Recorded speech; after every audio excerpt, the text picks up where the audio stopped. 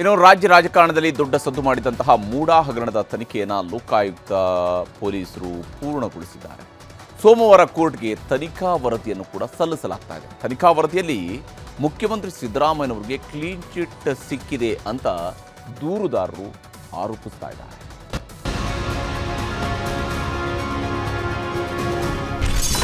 ಮೂಡಾ ಹಗರಣದ ಲೋಕಾಯುಕ್ತ ತನಿಖೆ ಪೂರ್ಣ. ಸಿಎಂ ಸಿದ್ದರಾಮಯ್ಯ ಪತ್ನಿ ಪಾರ್ವತಿಗೆ ಕ್ಲೀನ್ ಚೀಟ್. ಮುಖ್ಯಮಂತ್ರಿ ಸಿದ್ದರಾಮಯ್ಯ ಕುಟುಂಬವನ್ನ ಸಂಕಷ್ಟಕ್ಕೆ ಸಿಲುಕಿಸಿರುವ ಮೂಡಾ ಹಗರಣದ ತನಿಖೆ ಕ್ಲೈಮ್ಯಾಕ್ಸ್ ಹಂತಕ್ಕೆ ಬಂದು ನಿಂತಿದೆ. ಮೈಸೂರು ತಾಲೂಕಿನ ಕೆಸರೆ ಗ್ರಾಮದ ಸರ್ವೆ ನಂಬರ್ 464ರಲ್ಲಿ 3.16 ಎಕರೆ ಭೂಮಿಯನ್ನ ಕಾನೂನು ಬಾಹಿರವಾಗಿ ಪರಿವರ್ತನೆ ಮಾಡಲಾಗಿದೆ. ಸಿದ್ದರಾಮಯ್ಯ ಕುಟುಂಬ ಹಗರಣದಲ್ಲಿ ಭಾಗಿಯಾಗಿದೆ ಅಂತ ಆರ್ಟಿಐ ಕಾರ್ಯಕರ್ತ ಸ್ನೇಹಮಯಿ ಕೃಷ್ಣ ಗಂಭೀರ ಆರೋಪವನ್ನ ಮಾಡಿ ದೂರು ದಾಖಲಿಸಿದ್ರು. ರಾಜ್ಯಪಾಲರು ಸಿಎಂ ವಿರುದ್ಧ ಪ್ರಾಸಿಕ್ಯೂಷನ್ಗೆ ಅನುಮತಿ ನೀಡಿದ ಬಳಿಕ ಹೈಕೋರ್ಟ್ ಲೋಕಾಯುಕ್ತ ತನಿಖೆಗೆ ಆದೇಶಿಸಿತ್ತು. ಈಗ 4 ತಿಂಗಳು ಕಾಲ ತನಿಖೆ ನಡೆಸಿ ಮೈಸೂರು ಲೋಕಾಯುಕ್ತ ಪೊಲೀಸರು ತನಿಖಾ ವರದಿಯನ್ನ ಸಿದ್ಧಪಡಿಸಿದ್ದಾರೆ. ಮೂಡಾ ಹಗರಣದಲ್ಲಿ ಸಿಎಂ ಸಿದ್ದರಾಮಯ್ಯ ಪಾತ್ರ ಎಲ್ಲೂ ಕಂಡುಬಂದಿಲ್ಲ. ಎಲ್ಲಿಯೂ ಅವರು ಪ್ರಭಾವ ಬೀರಿಲ್ಲ. ಯಾವ ಅಧಿಕಾರಿಗಳ ಮೇಲೂ ಒತ್ತಡ ಹಾಕಿಲ್ಲ.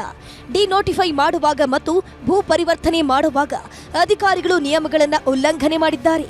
ಸಿಎಂ ಪತ್ನಿ ಪಾರ್ವತಿ ನಿಯಮಾವಳಿಗಳ ಪ್ರಕಾರವೇ ಸೈಟ್ ಪಡೆದಿದ್ದಾರೆ ಅಂತ ಎಸ್ಪಿ ಟಿಜೆ ಉದೇಶ್ ನೇತೃತ್ವದಲ್ಲಿ ಸಿದ್ಧಪಡಿಸಿರುವ ವರದಿಯಲ್ಲಿ ಉಲ್ಲೇಖಿಸಲಾಗಿದೆಯಂತೆ. ಜನವರಿ 27ರ ಒಳಗೆ ಹೈಕೋರ್ಟ್ಗೆ ಅಂತಿಮ ವರದಿಯನ್ನ ಸಲ್ಲಿಸಬೇಕು. ಹಾಗಾಗಿ ವರದಿಯನ್ನ ಸೋಮವಾರ ಕೋರ್ಟ್ಗೆ ಸಲ್ಲಿಸಲಾಗುತ್ತದೆ.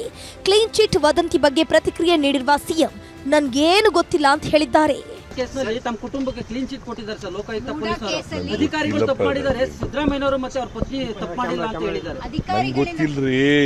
ಲೋಕಾಯುಕ್ತ ತನಿಖೆ ಮೇಲೆ ದೂರುದಾರ ಸ್ನೇಹಮಯಿ ಕೃಷ್ಣ ಅನುಮಾನ ವ್ಯಕ್ತಪಡಿಸಿದ್ರು. ಸಿದ್ದರಾಮಯ್ಯ ಪ್ರಭಾವ ಬೀರಿರೋದು ಸತ್ಯ. ನನ್ನ ಹೋರಾಟ ಇಲ್ಲಿಗೆ ನಿಲ್ಸಲ್ಲ.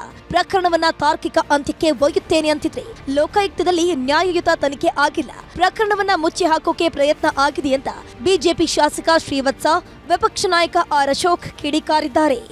ಸಿದ್ದರಾಮಯ್ಯರ ಕುಟುಂಬಕ್ಕೆ ಸಂಬಂಧಪಟ್ಟ ಒಂದು ಜಮೀನು ಮತ್ತು ನಿವೇಶನ ವಿಚಾರದಲ್ಲಿ ಈ ರೀತಿ ನಡ್ಕೊಂಡಿರೋದಂದ್ರೆ ಸಿದ್ದರಾಮಯ್ಯವರ ಪ್ರಭಾವ ಬೀರೋದಂದ್ರೆ ಅಲ್ಲಿ ಸ್ಪಷ್ಟ ಗೊತ್ತಾಗುತ್ತೆ. ಇಡಿ ಅವರು ಇಷ್ಟೊಂದು ಆಸ್ತಿಯನ್ನ ಸೀಸ್ ಮಾಡ್ತಾರೆ ಅಂದ್ರೆ ಲೋಕಾಯುಕ್ತವ್ರು ಯಾಕೆ ಸುಮ್ಮನೆ ಇದ್ದಾರೆ? ಈ ಒಂದು ಲೋಕಾಯುಕ್ತ ಪೊಲೀಸರು ಇದನ್ನ ಮುಚ್ಚಾಕುವಂತ ಪ್ರಯತ್ನವನ್ನ ಮಾಡ್ತಾ ಇದ್ದಾರೆ. ಆದರೆ ಇದು ಸರ್ಕಾರದ ಮುಖ್ಯಮಂತ್ರಿನ ಮುಖ್ಯಸ್ಥನ ಎದುರುಗಡೆ ಕೂರಿಸ್ಕೊಂಡು ಚಾರ್ಜ್ ಶೀಟ್ ಮಾಡ್ತಾರೆ ಅನ್ನೋ ನಂಬಿಕೆ ಇಲ್ಲ. ಹಾಗಾಗಿ ಸಿಬಿಐ ಕೊಡಿ ಅನ್ನುವಂಥ ಒತ್ತಾಯವನ್ನು ಮಾಡ್ತಾ ಇದ್ವಿ. ಲೋಕಾಯುಕ್ತದಿಂದ ಕ್ಲೀನ್ ಚೀಟ್ ಸಿಕ್ಕರೂ ಸಿಎಂ ಸಿದ್ದರಾಮಯ್ಯನವರಿಗೆ ಟೆನ್ಷನ್ ಮಾತ್ರ ಕಡಿಮೆ ಆಗೋದಿಲ್ಲ.